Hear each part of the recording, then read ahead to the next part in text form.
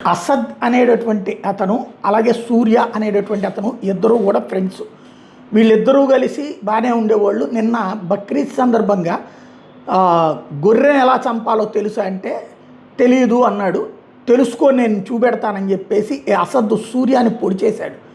ఇప్పుడు ఆ కేసుకి సంబంధించి పెద్ద ఎత్తున వ్యవహారం నడుస్తోంది. హిందువులందరూ రోడ్డెక్కారు, ఉద్యమించారు. ఇటు పక్కన యోగి ఆదిత్యనాథ్ ప్రభుత్వాన్ని నిలదీశారు. ఏంటి అరాచకం అని చెప్పేసి. ఎందుకంటే వరుసబెట్టి కత్తితో కడుపులో పొడిచి చంపిన ఘటన అనమాట. దాంతో ఇప్పుడు అసద్ని ఎన్కౌంటర్ చేయాలి, అప్పటిదాకా మృతదేహానికి అంత్యక్రియలు చేసేది లేదంటూ భీష్మించి కూర్చున్నారు. లేటెస్ట్గా చూస్తే ఏది ఈ గోట్ని చంపడం అంటే గొర్రెని చంపడాన్ని చూడటానికి అంగీకరించినందుకు గాను అసద్ అతని కత్తితో పొడిచినటువంటి నేపథ్యంలో ఇప్పుడు అసద్ ఎన్కౌంటర్ అయ్యాడు.